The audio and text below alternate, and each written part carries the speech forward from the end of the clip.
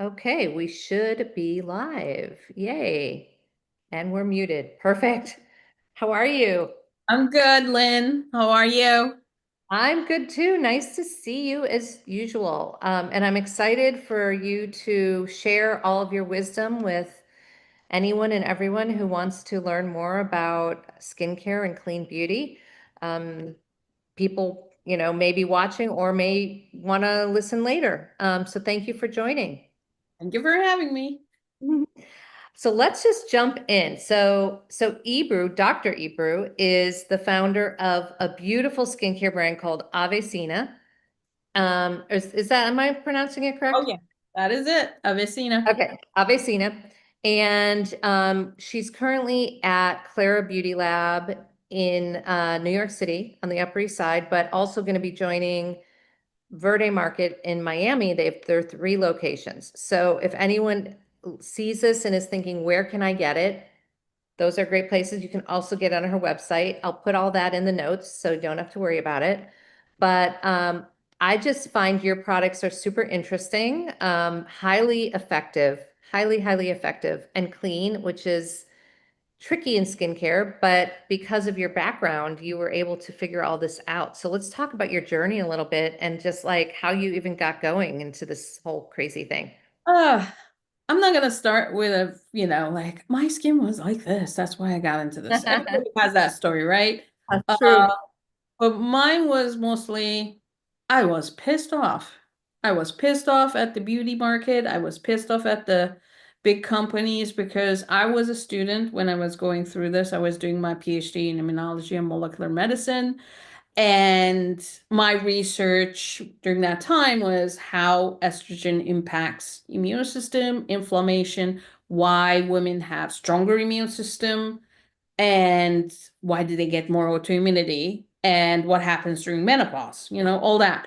So when you're younger, you don't realize, but your skin still goes through a lot of stuff. And I was mad.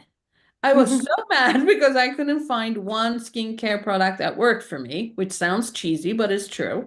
So I started reading all the articles and I realized that all the big brands, the masstige and the luxury, great packaging, great ads, but when you look at the ingredients, I'm sorry, they're crappy. They have one hero ingredient, does nothing because you're looking at the ingredient list. It gets way below, was that Yep. 0.01% in 100% formulation? So I got mad. I started reading, I started learning cosmetic chemistry, formulation, all that, and started creating my own products, and it started working. And my father, he was a transplant surgeon. Hmm. My mom is an oncologist pathologist. Wow. So hardest audience you can pitch it to. So Yes. like my skin looks better. And my dad was like, what are you doing? Why does it look so good? What did you do? And because he was curious, because I had to deal with cystic acne all my life. We didn't have Accutane back then. And I wouldn't recommend Accutane to anyone right now, but at one point they had to get me on erythromycin for 15 days to calm everything down. And that's a heavy antibiotic. So my Yeah. dad was like, your face looks good. That's coming from a surgeon. And then he made me sit down and explain it. And we talked for hours, hours. He was like asking this science, are you considering this? And this is the 2000s, by the way. Nobody in the beauty industry was talking about skin barriers. Nobody was talking about skin microbiome. Nobody was talking about the immune system and how the body was reacting. And he was asking me these questions. Did you consider the gut microbiome? Did you consider this? Did you do this? Are you thinking about the transepidermal changes and blah, blah, blah? I was like, yeah. And we're going over papers. And then he said, you have something here. You have to share this with the people. Go. And that's how we started, because I mean, it was we can say this. It was vetted by a surgeon who was a hard ass, which was my dad. Ah, Okay? And he was like Frank Sinatra hard ass. So he was fantastic. He passed away 4 years ago. But he's been still an inspiration in everything I do because he would say You need to share the science, you need to share the ethics, you need to be transparent, and it needs to be for the good of the people. Otherwise, don't do it. And he would spiritually kick my butt if I did something wrong. I mean, what a story. I didn't know that. Okay, fascinating. My dad was a similar, very ethical, very like, and he really ingrained that in me. And my dad passed away in 2018. Sounds like similar around Yeah. timing yours did. But I do, it's weird how you still feel like they're watching over sometimes. And I Oh, get they never go away. and It's yeah, just a transition of energy. It's law of yeah. thermodynamics. That's pretty much it. So interesting. So, okay, so you said a lot of things there that I want to dig into because I do think we want to talk about the industry because you're right. It's super dirty and it was dirty when you launched and it's dirty now. And it was dirty. I started my, well, one of the reasons I wanted to start my brand was to kind of reset the karmic balance because I did the advertising for some of the brands that you're probably saying were super dirty. And at the time, I didn't really think about it or know because it was 20, 30 years ago, right? And then now I'm sort of horrified because some of these brands were incredibly toxic and still are. And yet they're still being sold and people don't really understand. And okay, let's talk about your comment though about ingredients because the whole thing about the active ingredient being 0.01% and it's really not doing anything.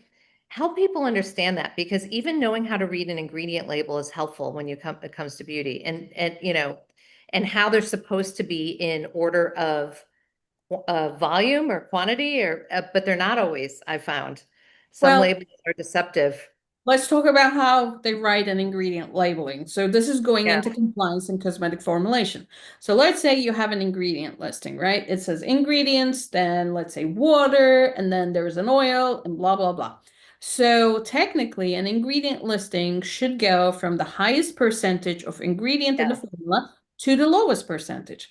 However, based on the European Council rules, Japanese, Canadian, and United States, anything lower than 1%, you can organize it any way you want. Not a problem. So let's say you have five ingredients that is higher than 1%, but after 1%, if you want to have, for example, an XYZ ingredient look higher, which is going to be in the middle, then you can move it there and then move the others below if you want to. So that's how it is. And that's kind of scary because that means you Yeah. can do anything. But an ethical brand would still, after 1%, would list it. Okay, In I the have order. this at 0.9%, but I Yes. have at 0.5%, so ethical brand would list it that way. That's what we Yeah. do. And for the listeners, what does 0.1% may look like? For example, if you have an ounce of cream, let's say, that 0.1% in 1 ounce cream would look like a tiny little drop of water. That's Mm. how little it's gonna be. So to put things into perspective. No, it's very helpful because I don't think a lot of people really know that or understand that. And so it can be very confusing or misleading when you look at ingredient labels and you think that there's, these active ingredients in there, to your point, that are going to do a lot. And then there's also the challenge around the way the formulation is actually put together and what things interact with other things. Because sometimes things actually like counteract each other. Exactly. So it's like you may think you're getting all these really good ingredients and then they're not really doing anything. Exactly. Or the molecules are too big, they're not actually getting into your skin, they're just sitting on top. Yeah.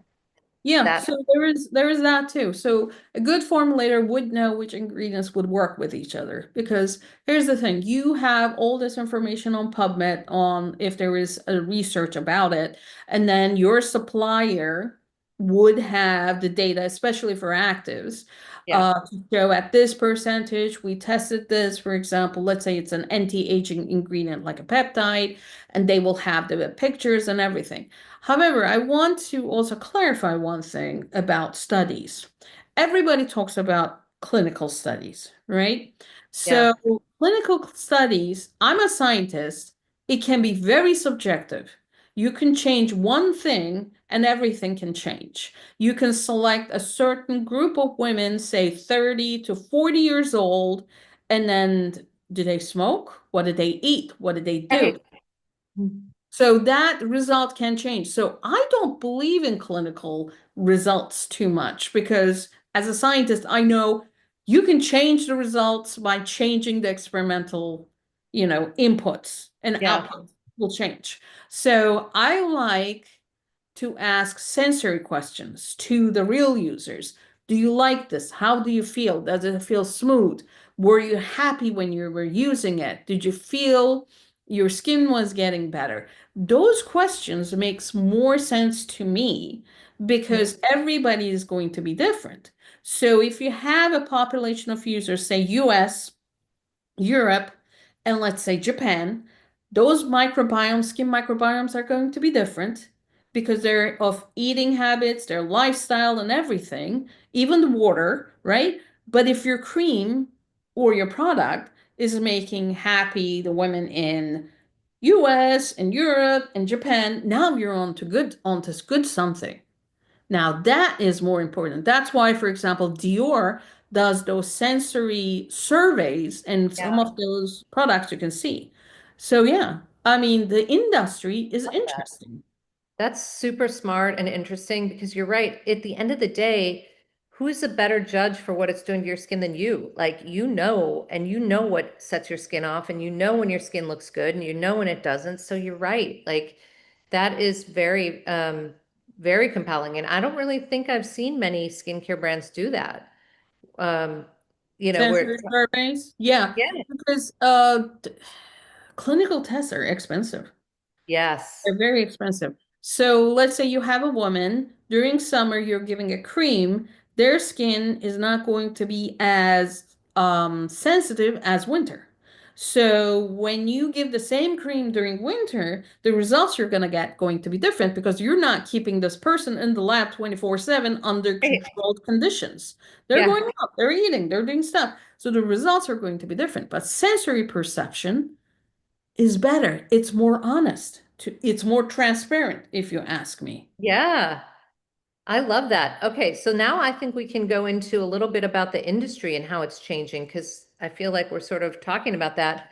Let's talk about clean beauty and what you see is the evolution. Should there be an evolution? Is clean beauty dead? I mean, we read all these different stories. Almost dead. It's almost dead. Almost dead. Here is Okay. why. Here's why. Because even the big brands are saying they are clean beauty, but I'm looking at the ingredients, I'm like, I'm not so sure about that. Mm, Because it has become a marketing gimmick. And, like according to European Council regulations, you can't use certain ingredients. yeah, Europe was already doing that clean beauty for a long time. And United States just with the indie beauty brands, because that's where people said enough, and that's how the indie, which is the independent beauty brands, came out, right? However, yeah, that is now, I think, getting over to we're more moving into more scientific beauty, where there is data behind each ingredient, active ingredient, and it's not like you're going out there and getting calendula flowers from the field and putting them into the cream anymore. People mm, want to see the data. They want to see authentic data. And also, clear beauty. I think clear beauty is coming. And here's why. Because as we were talking before, transparency is very important. What is going on behind every jar you buy? Because nobody is rich enough to buy bad products, cheap products. Nobody's rich enough to buy products that do not work. They want to see the transparency. So you do not have the freedom of not writing the ingredients, not explaining what they're doing, and saying, oh, yeah, this is clean beauty. It doesn't work that way. I'm a consumer and I want to see everything and I want to see the person behind it and I want them to explain the science. So here's the thing. So Avicenna, we focus on the science of inflammation. We're the first, right? yeah, There is a lot of brands picking up, we're doing inflammation. Great, please do it. I really want to see the science and the information to get out. But You cannot do this just for doing it, just for saying it. Come with the science, come with the expertise. If you are a marketing person, you do not know anything about immunology because this is not your specialty. I'm Yeah. an immunologist. I'm not going to know marketing like that person. This is the transparency. So customers, consumers are not stupid. This is where the clear beauty comes in. When we start respecting the IQ and the EQ of the consumer, Mm. now that's a good brand. Now that's ethical. That is clear. That's how it is for me. I love that. That's such an interesting evolution because the consumer's been in the driver's seat, let's face it, for years now. I mean, Mhm. once social media became not a trend, but a reality, I think it's just too easy these days for consumers to out any brand for doing anything they don't like. Yes. Sometimes it's fair, sometimes it's not fair, but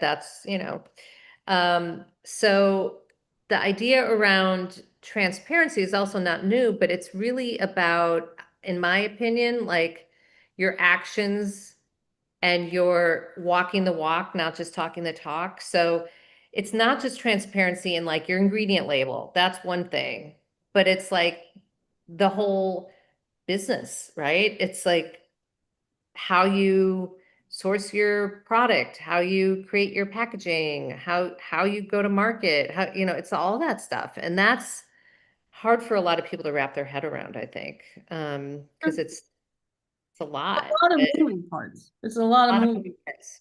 Like a big company can buy tons of ingredients, and they're supposed to be used fast.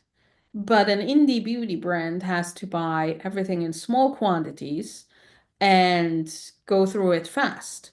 Because you can't keep all those ingredients on the shelf because look, COVID happened, everything stopped. A big brand like a L'Oreal can absorb that um, impact, but an indie brand can't. And that's kind of good for the consumer because then, okay, whatever I'm getting from them, it's fresh.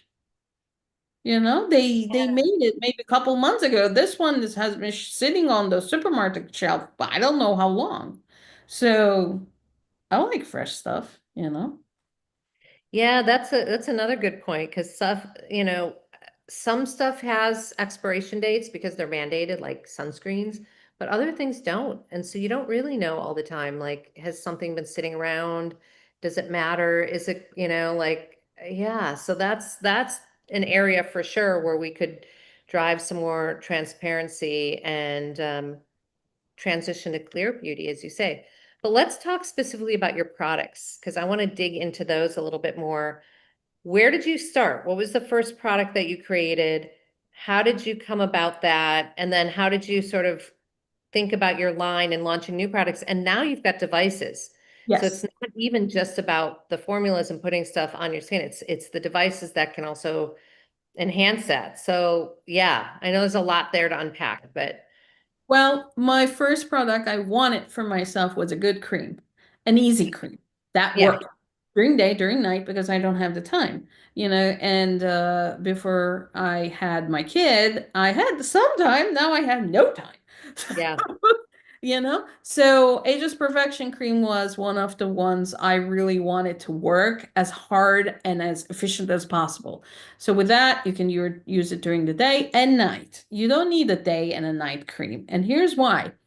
Whichever anti-aging you put on your face during the day, your face is too stressed, it's too stressed to deal with all the factors that are coming from outside. So the main point it does during the day is to protect itself, to understand what's going on, so it will give you the sensory input.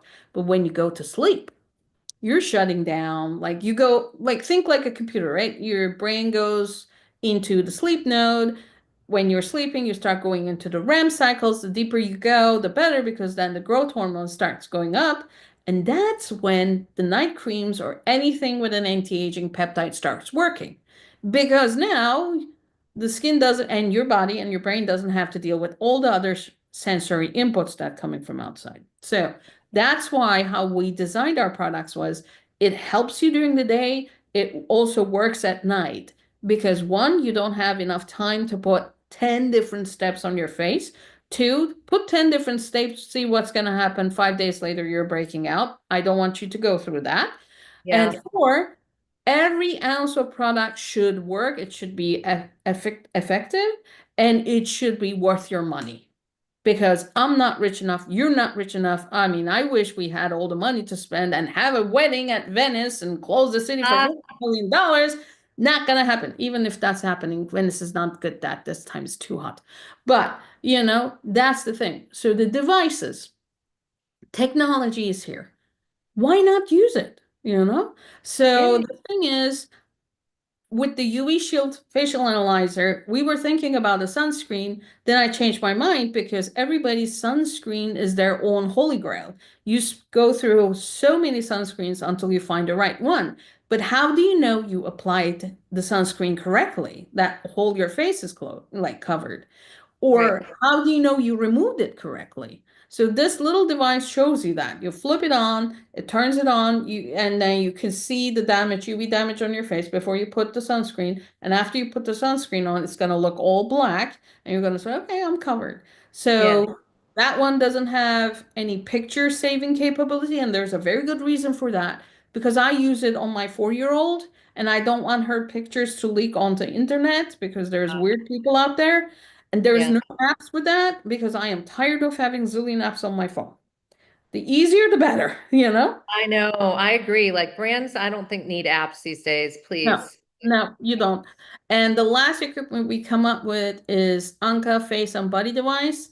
That is a lead therapy and also an EMS ultrasound and radio frequency device. We have red light, blue light, and pink light. And here's why. I wish we could take our face to the gym, but it's impossible. And as we get older, thanks to the gravity, all the muscles start sagging or we get wrinkles. I'm the sagging guy, but I don't have wrinkles, but it sags and it's gonna get worse as I get older. So I need a way to work out my face. And this device helps you work out your face. So it's on Instagram. I did it one side versus the other. You can see my one side is going up, the other one is like, should I get with the program or should I follow the gravity? It's going down. I mean, you can see I'm literally melting. So that device, you can use it on your face. You can use it on your body to work against the cellulite and everything.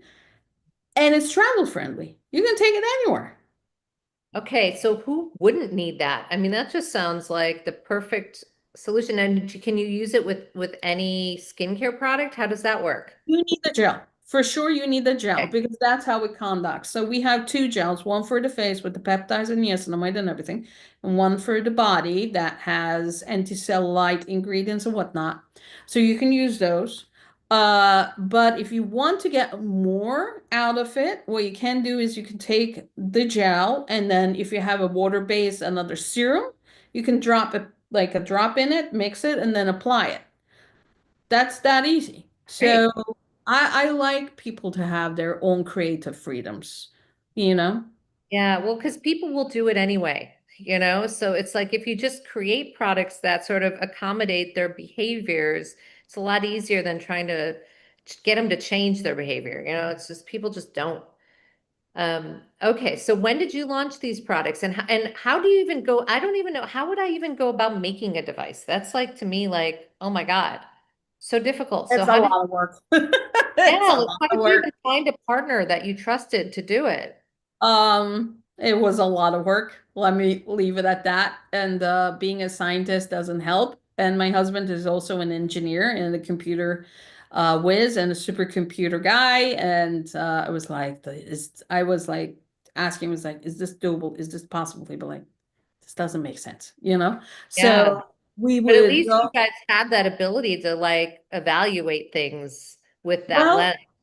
you have an idea in your mind, you can get it done. Like it's all about what you want to get it done. So that's was basically it.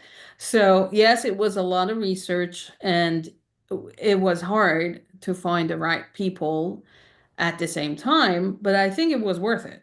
And now I'm happy and my husband steals my device every day. Oh, my face doesn't look good. I have a meeting. I'm like, give me back my stuff. Why are you taking my stuff? You know? Okay, that's just husbands always do that, I think. Oh, But yeah. so, but how long did it take from like from when you had the idea to do it to getting it to market? How long did that take? I think a year. I think so. Okay, that's But not there terrible. was an idea phase before that. I was like, how can we do Yeah. that? How can we do that? So it was about a year, I think. Okay, that's, I mean, if I look, we worked on a hair mask for 2 years, could not get it right. I didn't feel it was good enough. We dropped the project because it just wasn't up to snuff, but it took 2 years and people Oh, also that did, happens. That yeah, happens. Our eye cream took me a year and a half to formulate because for the eye cream, I want it in a bottle. I want it to be a concentrate. I want it to be a serum plus cream. At the same time, I didn't want it to crease under makeup and I wanted to absorb really fast. I mean, I wanted to see results yesterday. I mean, a year and everything. a half. Yeah, Yes. So every product you see on Avicena is a culmination of a lot of research. First, we look at every paper that's out there for every ingredient we're going to put in. Like, does it work with each other? What is the accepted and researched percentage for that ingredient? We have yeah, supplier data, but we need also third party done by a researcher data, that is not yeah, connected to the supplier, which I love. And if they're telling me the same story, I'm like, okay, we're putting this in. yeah, it's That good. works. Yeah. Yeah. Okay, and what, so you're somebody who just, I already know, you come up, you have an idea and then you just decide you're gonna do it, you're gonna make it. So what's next? What else are you working on? Uh, Stop Not that eating you ice need cream. anything else to do, trust me. That's my personal. Let's talk about personal. Stop eating ice cream because I get stressed. I eat ice cream, so that's besides the point. But what's next? First, I want to. It's been only maybe a week or two since we launched the Anka device. So my point is right now to introduce this Yeah, newness and focus the on new that. technology to as much as people who needs it, you know? And Yeah, skincare, I love skincare, but sometimes as we age, we need something else to pick up the pace. And not everybody's rich enough to go to plastic surgery or dermatologist. So this device helps that. And I'm gonna say something. My dad was a transplant surgeon, and he yeah, was trained as a general surgeon, and the general surgeons back then could do anything. I mean, they could even do plastic surgery. And I was talking to my dad, it was like, what would you think about me lifting my face when after 60 and everything? And there was this new spider thing you would put under, like it would pull up the face, but it was temporary. So we were talking about that. He was like, no, don't do that. You're gonna cut, like if they cut the nerve on your face, you'll be paralyzed for life, blah, blah, blah. And then what he said, do everything you can until the plastic surgery. If this is EMS therapy, if this is light therapy, if this is skincare, because skincare needs to be preventative, right? yeah, It's like every skincare can be preventative, and that's how Avicena has been developed to be a preventative care against sensitivities, signs of inflammation, and all that. Device helps exercising your face because if your circulation is increased and if your facial muscles are strong, they're going to respond. Your skin is going to respond to everything good you put on your face in a better way. Like, think you went to the yeah, gym, you worked out, you have good muscles, you're going to look good, and your skin going to look good. Same thing. So, what he said was if you want to have plastic surgery, have it. But until then, do everything you can because even if you go through a plastic surgery, your surgeon is going to ask for good quality skin, healthy skin, and good quality muscles under the skin. yeah. I mean, so plastic surgeons are not, they can't create a miracle. You need to do the work before you get there. So everything, every skincare, every device we have is preventative until you decide to get to that point. We're here. So yeah, and maybe, I don't know. I don't know if I ever would get to the point where I decided, okay, I really need it now. Because you look at all the celebrities who've had plastic surgery, Oh, like oh yeah. it just looks so weird. But maybe it's also just a matter of perfecting some of these techniques, and by the time I'm ready for it, it'll be brilliant. Who knows? Who knows? They're getting new techniques right now. They're doing the deep plane lifts now. Back in the day, the plastic surgery would only focus on the skin, but your muscles Yeah. still like sagging. Now they're trying to do the whole thing, and the technology is changing every day. So, like in beauty industry, we have Yeah. better and stronger and more effective actives. Same thing with the surgeries, and it is not easy. Every surgery can turn out the other way and may get bad. I mean, there's a huge life risk there. So anything you can prevent and help your skin to Yeah. that point, if you're Like, gonna have why it, wouldn't it's better. exactly? Like, why wouldn't you try everything you can first, right? Try That's why all. we came up with the device, with Anka device. I love it. I think it sounds awesome. Okay, I may be getting one when we hang up. We'll see. I have to wait till I'm back in the US. So awesome. Well, this was a fantastic conversation. I always learn so much from you every time we talk because you always have such a good perspective on all this stuff, which is fascinating. And we could talk for hours, I think. Any last words that you want to share with people who are thinking, my skin is not looking quite as good as it used to. What can I do? If they're seeing that, that's their skin talking to them, and you should listen. You should listen before it gets worse, because as it gets worse, it's harder to prevent it or correct it or defend it. And I would highly recommend, this could be our brand of Avicena, this could be any other brand. Do your due diligence, do your research, look at the ingredients, and if you're not satisfied and if you still have questions, reach out to the company and ask them questions. We're always here to answer. Love that. Well, thank you, Ebru. Thanks for joining. And I hope that people really take all that you said to heart. And I can't wait to see what happens a year from now, 2 years from now, 5 years from now, how the industry changes, how our businesses change. Hopefully, we're still here. Hopefully. Hopefully, we're still here. But thank you, and we will talk again soon. Thank you, Lynn. Great to be here. Okay, see you later.